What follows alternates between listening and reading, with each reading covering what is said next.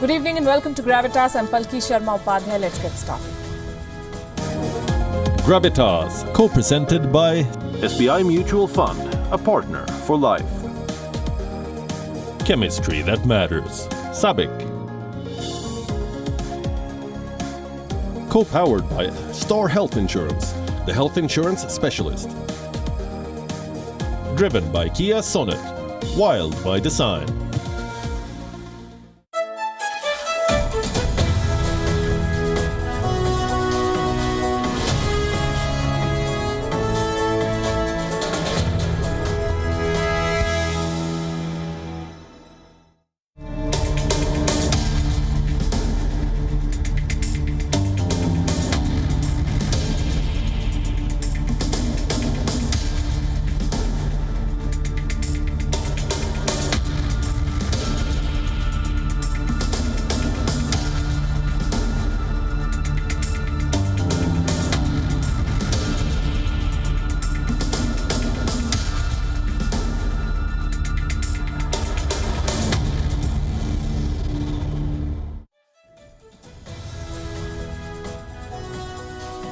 More than 31 million people infected. 31 million.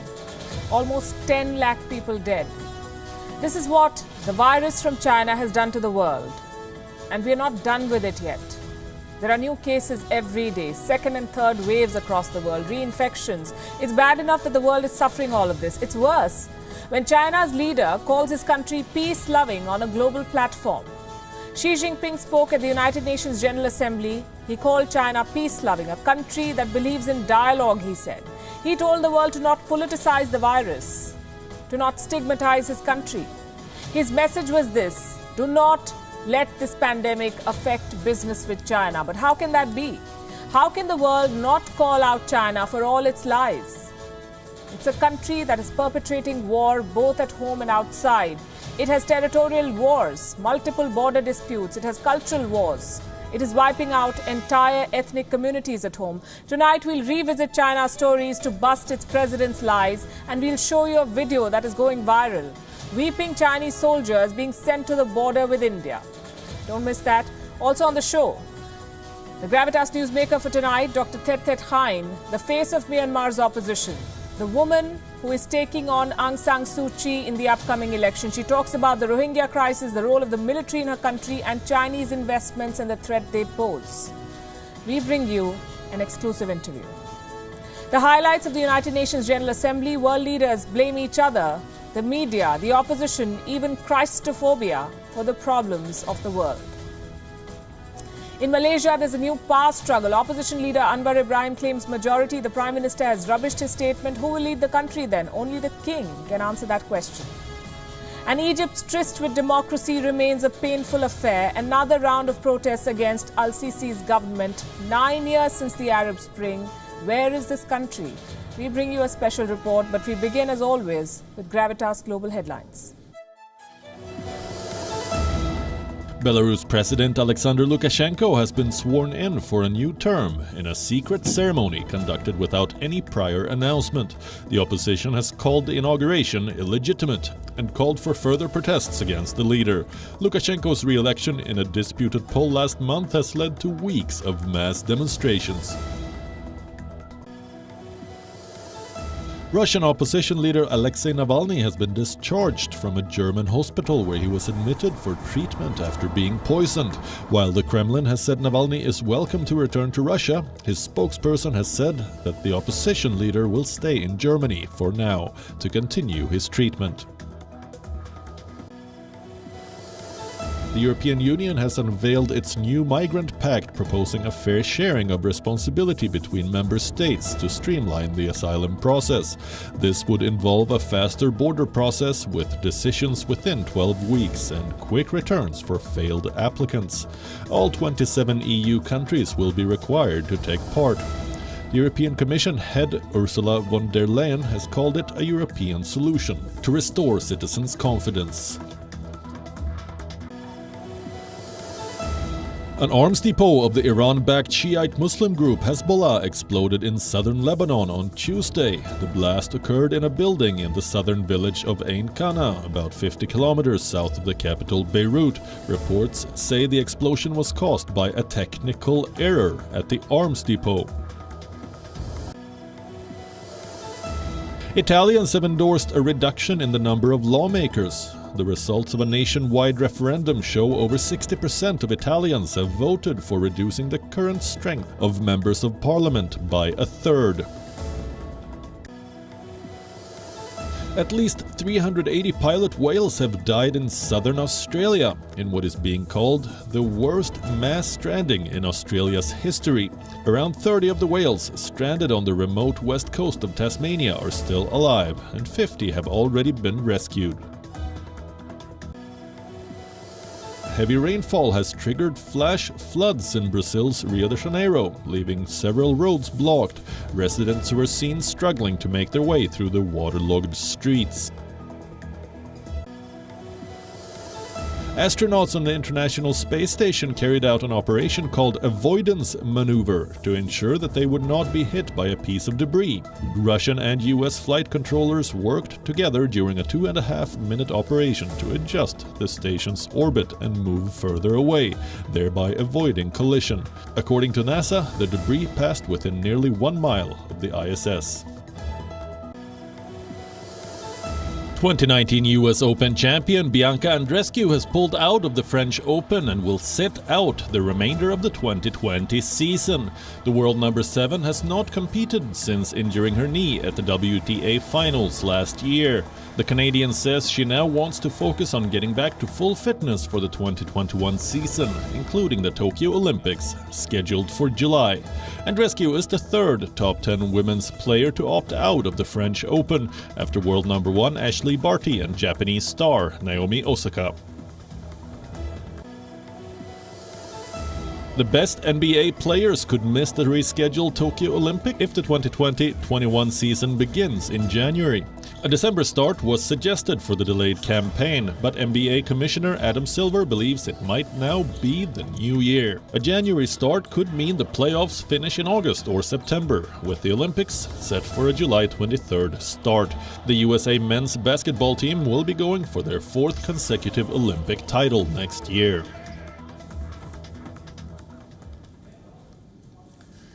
China is a defender of the global order. China is committed to peace. China believes in cooperation. China believes in dialogue. China believes in the value of democracy. China believes in freedom and justice. Yes, China is holier than thou and at the center of the world. I was quoting Chinese President Xi Jinping for the most part. He delivered a speech at the United Nations General Assembly, a virtual speech courtesy the Wuhan virus pandemic. What he said has left a lot of us baffled. Xi Jinping thinks he can lie to the world at a global forum and no one will call his bluff. Well, here we are with a cover story, especially for the Chinese president, to underline how peace-loving China really is. Let's start with what he said on Tuesday. China is the largest developing country in the world, a country that is committed to peaceful, open, cooperative, and common development. We will never seek hegemony, expansion, or sphere of influence. We have no intention to fight either a cold war or a hot war with any country. China is peace-loving, so it did not fire missiles. It unleashed a virus. China has exported a virus that killed almost 10 lakh people the world over. Let that sink in. 10 lakh people are dead, close to 1 million deaths. We've seen nothing like this since the world wars. The virus from China has ravaged the world. It has hammered the global economy. It has put countries under lockdown. If this is not war, what is? President Xi should think twice before putting China and peace in the same sentence. But guess what he said? He said China does not seek hegemony. Listen to this. Never seek hegemony, expansion, or sphere of influence. China has territorial disputes with 18 countries. So much for expansionism. We've been through this list before, but I'll tell you nonetheless. China shares its border with 14 countries. It has territorial disputes with most of them. And then there's Japan. China claims the Senkaku Islands and the Ryukyu Islands. Vietnam. China claims large parts of this country, including Paracel and Spratly Islands. India. China claims the Indian state of Arunachal Pradesh and the territory of Ladakh. We know what's happening at the border. Nepal, the new best friend of China, has not been spared. China has built buildings on Nepalese land. Then we have North Korea. China claims its Baekdu Mountains and Jiangdao. Beijing has also been having land disputes with the Philippines. China claims 160,000 square kilometers of Russian land. It is fighting Singapore in the South China Sea. In the East China Sea, it is fighting South Korea. China claims parts of Bhutan, all of Taiwan, large areas of Laos, parts of Brunei, Tajikistan, Cambodia. It is fighting Indonesia and Malaysia in the South China Sea. And of course, China claims all of Mongolia. Now look at this map. This is the real face of expansionist, peace-loving China. And I'm not even done yet. China can make tall claims about peace, but they do not stand the test of facts.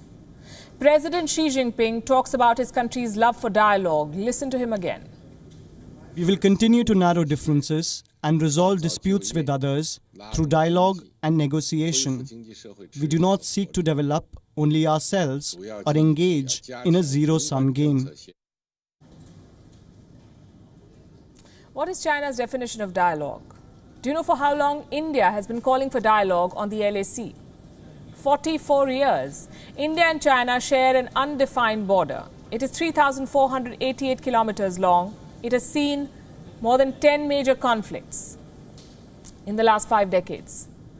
There's a standoff in Ladakh as we speak. How did we end up here? Because China refuses to talk. China refuses dialogue. It wants to leave a vacuum that it can exploit as and when it likes. It wants to militarize its border and provoke its neighbors. Even when the Chinese people don't want this, they do not necessarily subscribe to Xi Jinping's expansionist agenda, and that includes some in the army. Let me show you a video that's been doing the rounds on social media. It shows PLA troops in tears. It surfaced on the 20th of September. In the last 3 days, this video has traveled the world from Pakistan to the UK. Everyone is poking fun, and they're asking one question. Why are these Chinese soldiers crying? Reports say these men are new PLA recruits and they're sobbing away to glory because they have been deployed to China's border with India. Are they scared of the Indian army?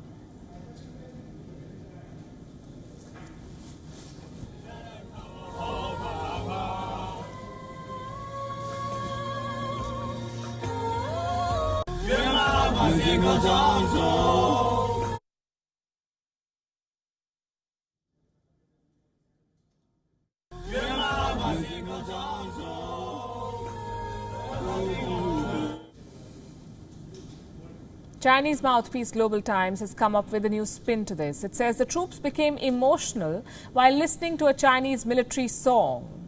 Such synchronization, they even weep in groups. Thank God we don't have songs that evoke mass sobbing.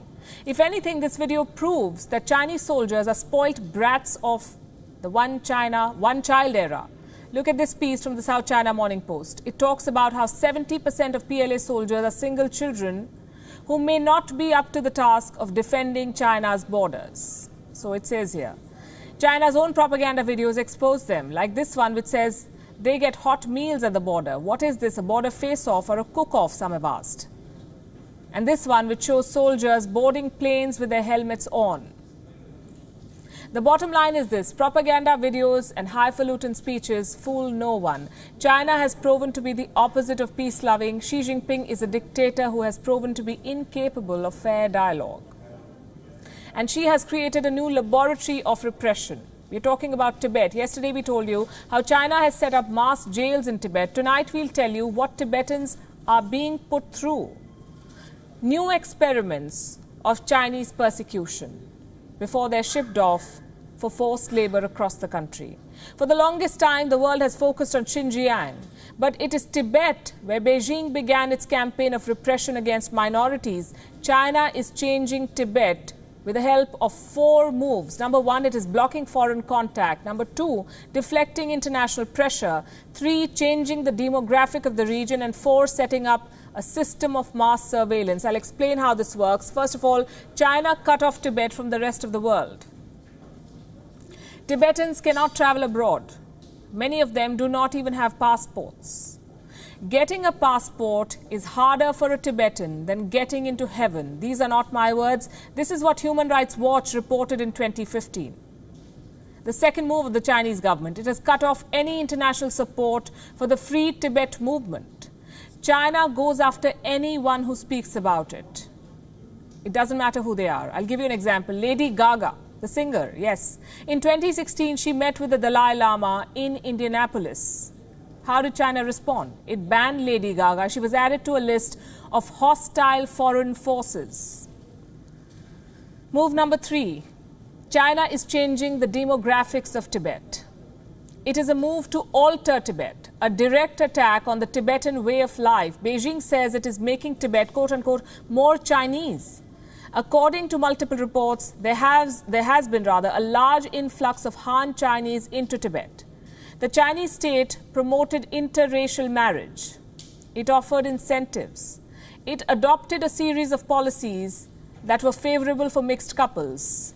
So they get social security, they get reproductive rights, vacations, prizes, and special treatment for their children. The message from the government is very clear. It wants Tibetans to dilute their ethnicity. A detailed list of benefits was advertised. For the children, China promoted education, assurance of employment, even a membership of the Communist Party. Chinese state media was used to push stories and promote these marriages. And finally, China used surveillance. We discussed this yesterday. We told you about Chen Chuan-guo. He was the man who designed the surveillance system in Tibet as the party chief there. He is described as Beijing's man for restive regions. What earned him this title? Chen introduced a new policing strategy in Tibet. 2 months after taking charge, he rolled out what is called convenience police stations. What are these? These are police stations installed at street corners. They encourage community-based policing. In 2011, he advertised 2,500 police stations, 2,500. More than 400 positions were for Lhasa, the traditional capital of Tibet. What was the need for such intense policing of Lhasa? Because this region saw violence and protest in 2008. Tibetan monks clashed with the police, so China installed police stations to ensure such an uprising never takes place again. It set up 161 convenience police stations in one single town, which means you had one station every 500 meters. This man, Chen, turned Tibet into a police state. Then he was sent to Xinjiang. He took his bag of tricks with him. And now Chen Chuan-guo is the Communist Party secretary of Xinjiang. He is also a member of the powerful Politburo of the Communist Party and the man who orchestrated the genocide of Uyghur Muslims in Xinjiang. Chen experimented in Tibet and executed in Xinjiang, which is why we say Tibet was the original lab of repression. It has military labor camps for Tibetans now. Here are some photographs. These camps are like jails, very similar to the mass jails in Xinjiang. We have access satellite images of one of these camps. According to a report, the compound is fully enclosed. It is surrounded by a tall perimeter wall and fence. There's a wire mesh that separates buildings. The internal fence is believed to be 3 meters high. Who needs such militarized compounds for vocational training? This is slavery and persecution. The Communist Party has nationalized these policies. The world kept quiet about Xinjiang for way too long. Look what happened. Now it is happening in Tibet. So China does not spare its citizens. It doesn't even spare its so-called friends. Case in point, Nepal. Here too, China has abused an undefined border. Let me tell you what happened with Nepal. There are pillars along the Nepal-China border. These pillars basically demarcate which land belongs to which country. Some 12 years ago, a certain pillar number 11 was damaged. That's because Nepal was building a road in the border region. Little did Nepal know that 12 years later, the damage would cost them dear. China saw the missing pillar as an opportunity to grab land. It has now built 11 buildings in Nepalese territory. What you see here is the Humla district, the Namkha region to be specific. It's an area that China has been eyeing for quite some time now. During a meeting in 2015, Nepal and China agreed to ascertain the location of the missing pillar, but China did exactly what it's been doing at the LAC. It took advantage of an undefined border. It tossed aside all agreements and grabbed its neighbor's land. So as we speak, 11 Chinese buildings stand on Nepalese territory as an emblem of Chinese land grab. Now a question. Buildings do not come up overnight. So how did this construction go unnoticed? It's because Nepal trusted China. It did not inspect its border on a regular basis. Reports claim a border inspection is supposed to be carried out only once in 10 years.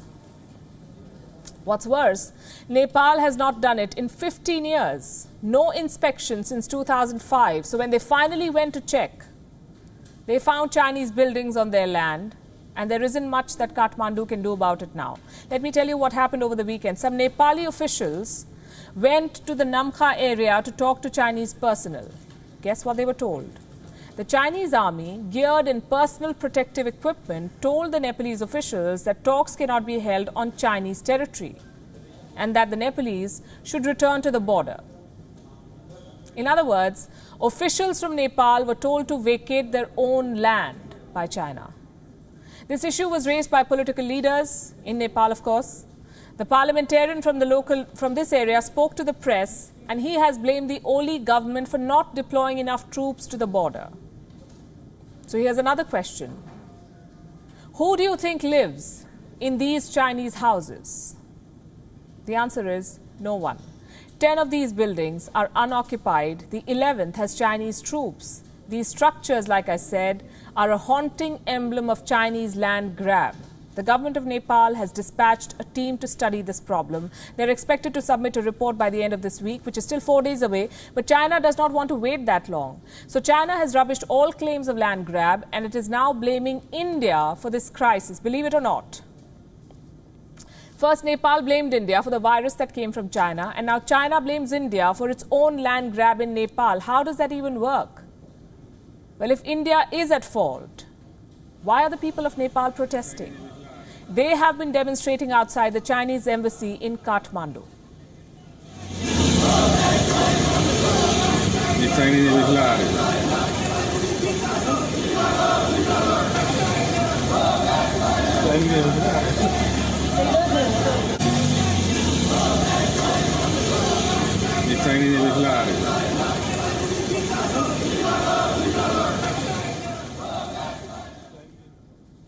And just so you know, this is not the first time that China has occupied Nepalese land. 2 months ago, reports claimed that China had merged Nepal's Rui village with its own territory.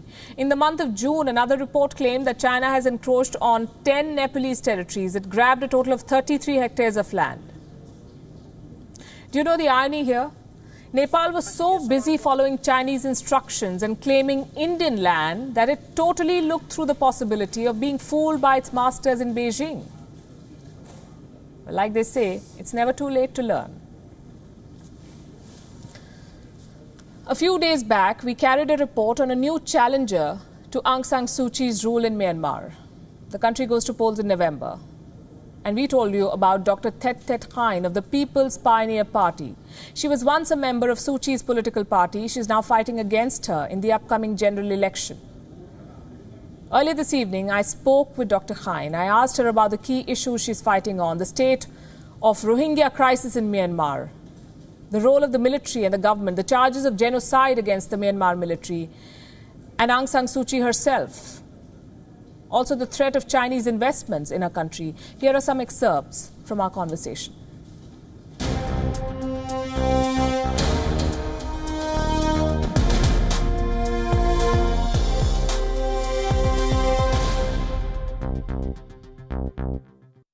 Dr. Khain, welcome to WION. And thank you for interviewing me. The headlines are calling you a lady who's challenging the lady of Myanmar. Do you see yourself as the main challenger to Aung San Suu Kyi? The lady, Aung San Suu Kyi, is kind of influential leader and then that the party is solely based on her image, her reputation.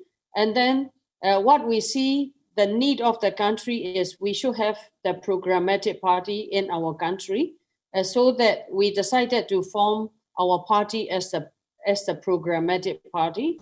Myanmar came under a lot of criticism for the persecution of ethnic minorities in the Rakhine state. In the past, you've called the international media's reaction an overreaction.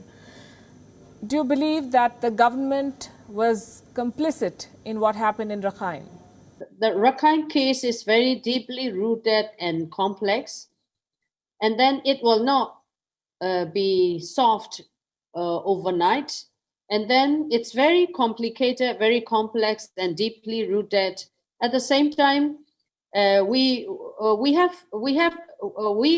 very diverse community in our country. No, that's fine. That's fine. I'm sure Myanmar is a very diverse country, and I'm sorry to interrupt you there. But the fact is that tens of thousands of people in the Rakhine state had to leave home, and they came under attack from some forces in the country. My limited question, madam, is, do you believe the government of Aung San Suu Kyi was part of that crackdown that forced these people to leave their country? Actually, I don't know exactly because it's happening within the government. What I can see from far is we have very bad civil military relations. This is my assumption. Maybe the military suggested the civilian government to put northern Rakhine under martial law because of the security situation. The leader of Myanmar has been called an army apologist. She went to the ICJ, the International Court of Justice, in December last year to defend Myanmar's military generals. And she said genocidal intent cannot be the only hypothesis for the actions of the military generals. Do you agree with her? Yes. Yes, I don't think military committed the genocide or ethnic cleansing. It's the overreaction over the security crisis in northern Rakhine state. Overreaction by whom? Overreaction by the military towards the security crisis in the northern Rakhine state. And the Myanmar government, do you think at some point did not fully cooperate with the United Nations fact-finding mission? That is also my question. Actually, we should be cooperating with the fact-finding mission of UN. I don't know why the incumbent government is trying to refuse. You believe there was a cover-up and the government was involved? I don't have the exact answer for this because they don't talk each other, and then we don't see any cooperation between military and then civilian government. That is why all the chaos are happening. 600,000 Rohingyas still remain in Myanmar, but they do not have the right to vote. They are disenfranchised. Does anyone care about it, or do they not matter in this election? There are the people who are very recent illegal migrants from Bangladesh. They don't recognize our flag. They don't respect our local culture. They don't speak our local language. And then these all people are kind of illegal migrants. We have to differentiate two groups of people, even though they are Bengali Muslims. Dr. Thet Khain, thanks very much for joining us here on WION. Thank you so much.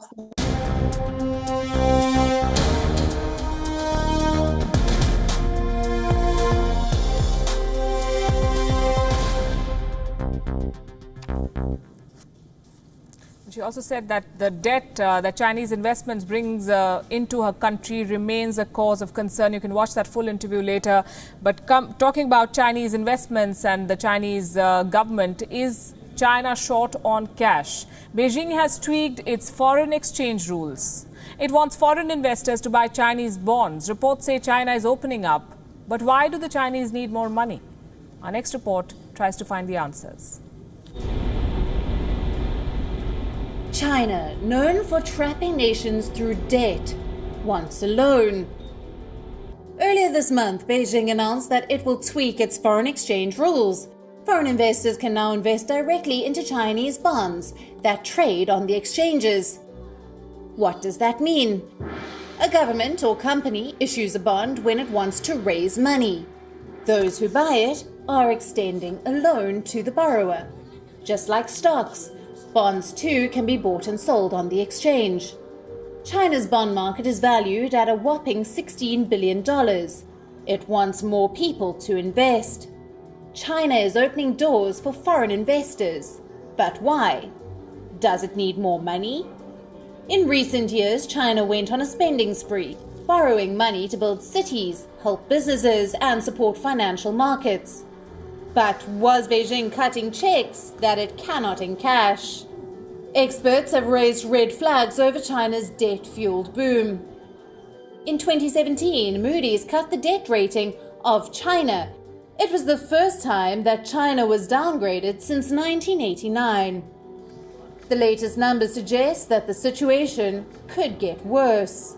China's banking system is under pressure. Asked by Beijing to save the Chinese economy, China's banks had to forego $211 billion in profit. The money went towards cheap funding, payment deferrals, and more lending. Beijing has put pressure on the banks to lend more money. Loans and advances at the four big banks of China rose by 7 to 10%. They are giving out more loans, even when bad loans are on the rise. According to numbers posted in May, the level of bad debt at Chinese banks has touched an 11-year high. The non-performing loans, or non-performing assets, at Chinese commercial banks crossed $360 billion. Money seems to be in short supply in the Chinese economy. Chinese households hold about $13 trillion worth of bank deposits, but it's the government that needs more cash. In July, the Chinese government began mulling new special bonds, an instrument that would allow local governments to borrow up to $220 billion. Private banks need more money too. According to one estimate, small banks face a shortfall of $349 billion in capital.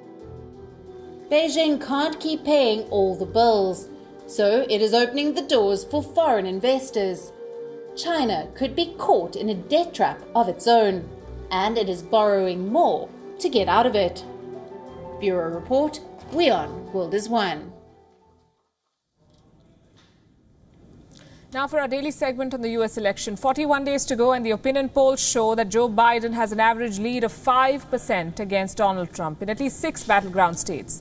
This includes the states of Michigan, North Carolina, Wisconsin, Pennsylvania, Florida, and Arizona. 6 of the most important states in this election. According to the latest Reuters Ipsos opinion poll, Joe Biden is leading Donald Trump by 5 percentage points in these 6 states. Both candidates have rallies planned in these states in the coming days. This morning, the U.S. president held a rally in Pittsburgh in Pennsylvania, and he had a lot to say about his challenger. He mocked Biden for wearing a mask in public, and he made some bizarre or interesting claims, depends on how you see it. Donald Trump suggested that Biden should not have spent so much money on plastic surgery if he was going to wear a mask all the time. His words, you have to watch this. What about the mask? I wonder, in the debate, it'll be him and I on the stage. Is he going to walk in with a mask? I'll be honest, he feels good about the mask, and that's okay. You know what? Whatever makes you feel good, he feels good. He feels good. I mean, honestly, what the hell did he spend all that money on the plastic surgery if he's going to cover it up with a mask? Seriously. The whole deal.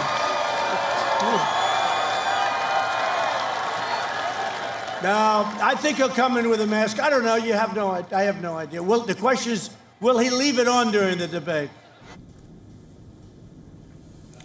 Will Joe Biden wear the mask at the presidential debate, asks Donald Trump. Well, Biden has not answered this question, but his running mate Kamala Harris has a question for Trump himself.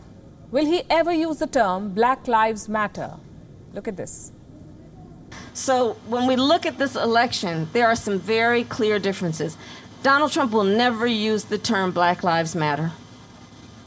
He will never say that. He will never say it. Why do you think they are trying to suppress and to make it difficult or to confuse black people around voting? And the answer is simple. Because they know when we vote, things change.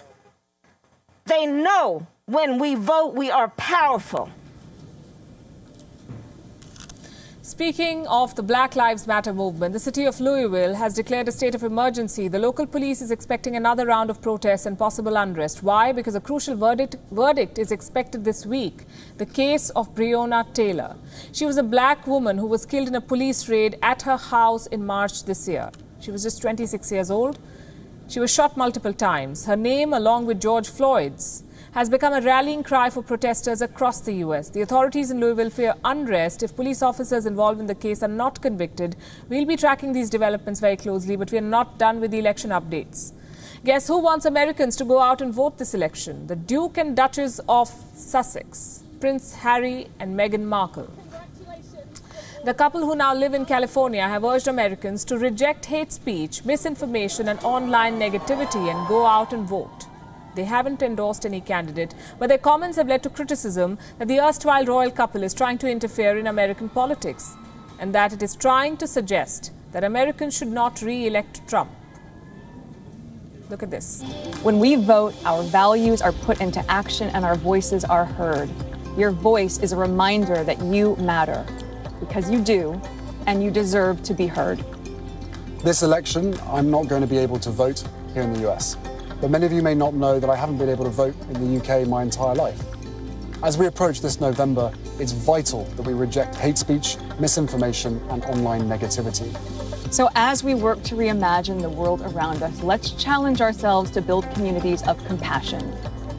Tonight reminds us of how important it is to watch out for each other, to care for each other, and to inspire each other. We are incredibly proud to join you in this historic moment in time. Thank you. Thank you.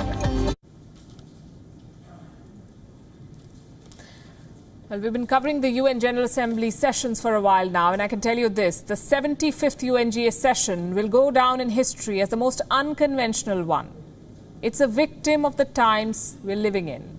The Wuhan virus has turned this grand gathering into a glorified Zoom meeting. There are no discussions taking place this time, no face-to-face meetings, just a week-long procession of recorded messages from world leaders who only seem to be targeting their domestic audience through their speeches. At least 8 major world leaders have already spoken at the virtual stage at the UN. All of them shared their vision, crafted mostly with domestic issues in mind. We've already discussed Donald Trump and Xi Jinping on this show. Let's talk about some others. I'll start with the president of Russia, Vladimir Putin. He touched upon an array of issues. What stood out was Putin's proposal for an international treaty to prohibit weapons in space. He also offered to share all information regarding the Sputnik 5 vaccine with interested countries.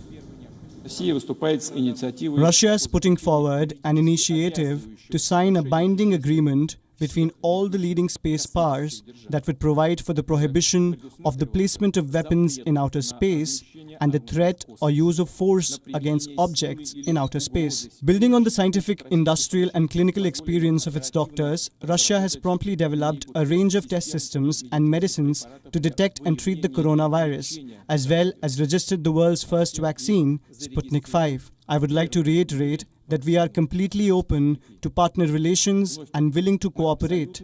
In this context, we are proposing to hold an online high-level conference shortly for countries interested in cooperation in the development of anti-coronavirus vaccines.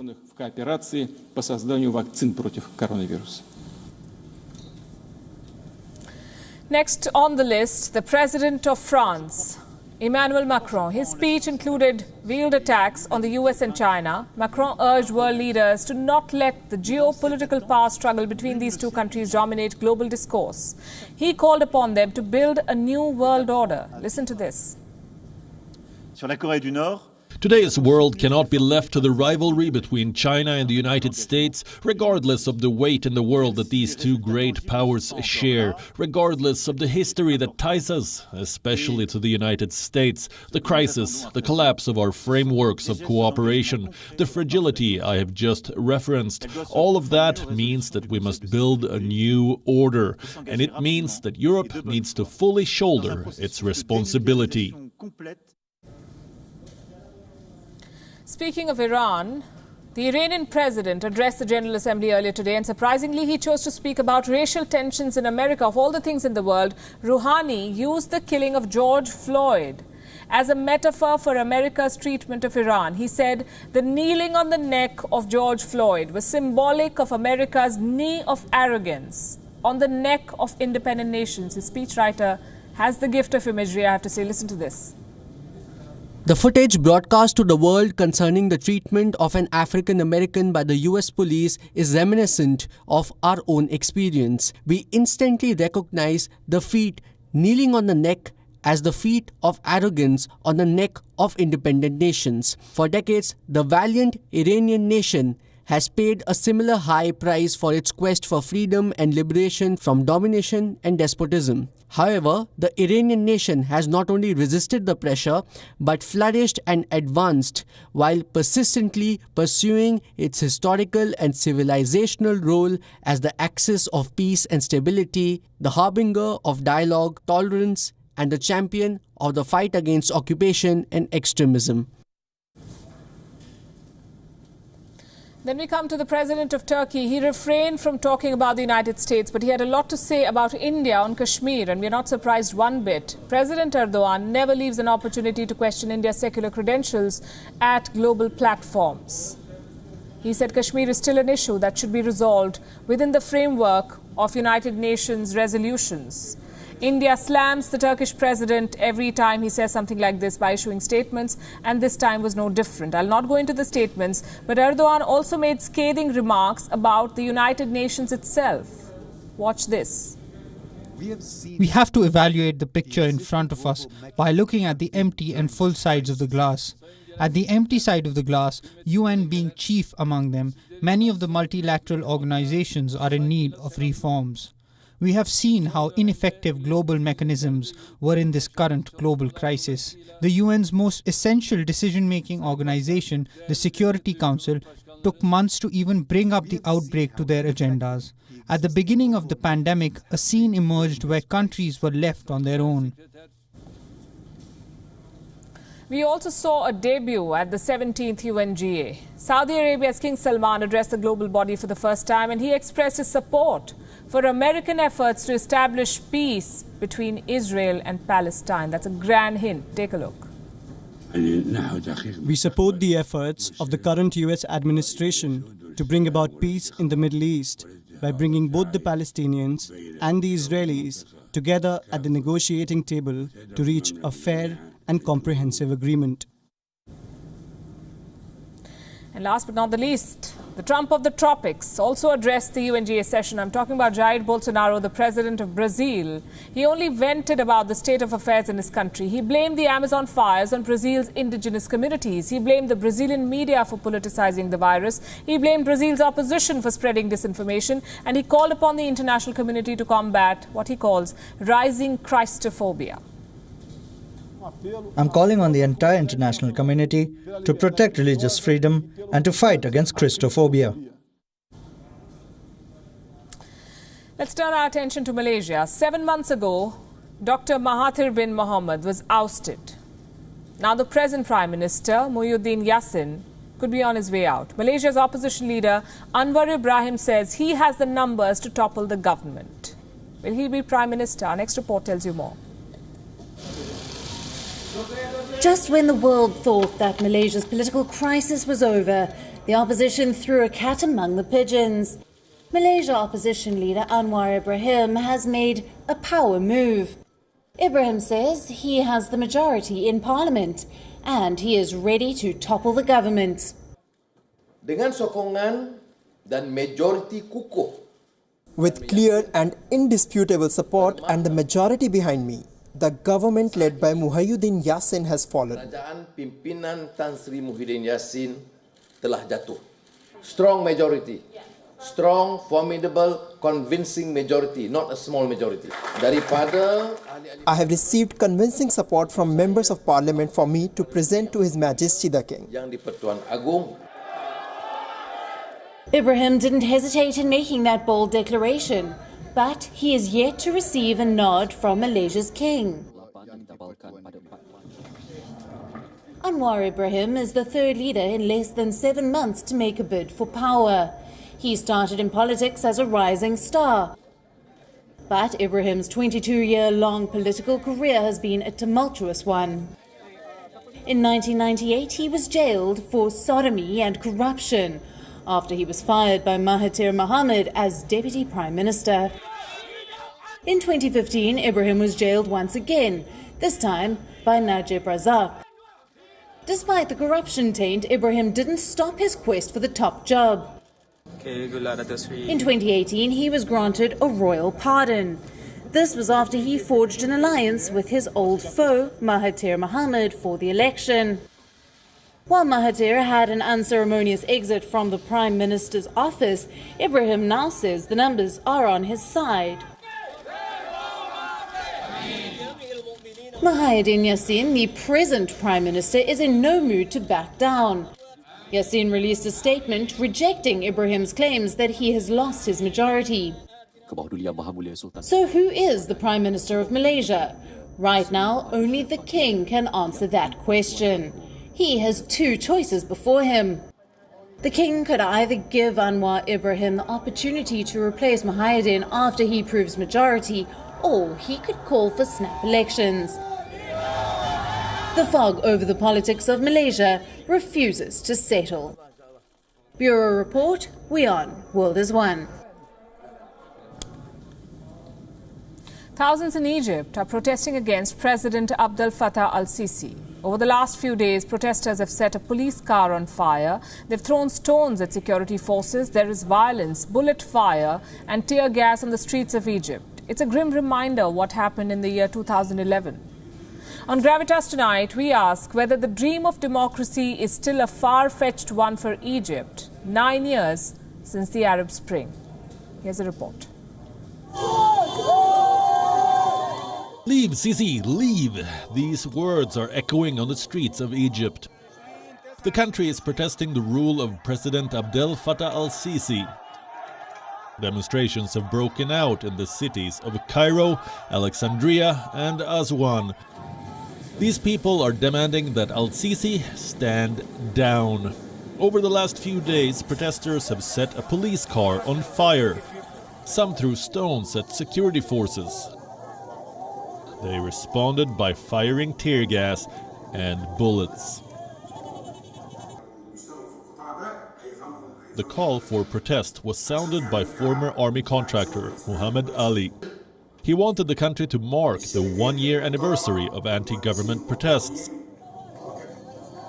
This violence raises a question. 9 years since the Arab Spring, is Egypt anywhere close to realizing its dream of democracy?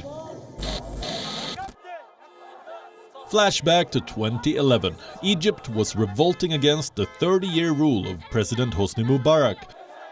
Visuals from Cairo's Tahrir Square were being flashed across TV screens worldwide. Several days of protests later, Mubarak was forced to step down. Cut to November 2011. Egypt held its first democratic elections. The Muslim Brotherhood won the presidency and parliamentary elections.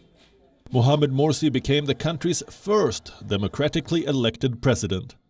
The order was short-lived. Egypt's judiciary voided the vote. The legislature was dissolved in 2012. A political crisis followed. Cut to 2013, former Field Marshal Abdel Fattah al-Sisi ousted President Morsi. He outlawed protests. The next year, al-Sisi won the presidential elections. It's been a downhill for democracy since. In 2018, Egypt marked the 7th anniversary of the Arab Spring by closing off routes to Tahrir Square.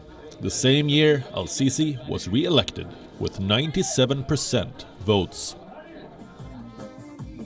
People barely voted, and the president had virtually no competition. It had been 9 years since the Arab Spring, and Egypt is still unhappy with its leadership. It's come a full circle, but democracy is still a far-fetched dream.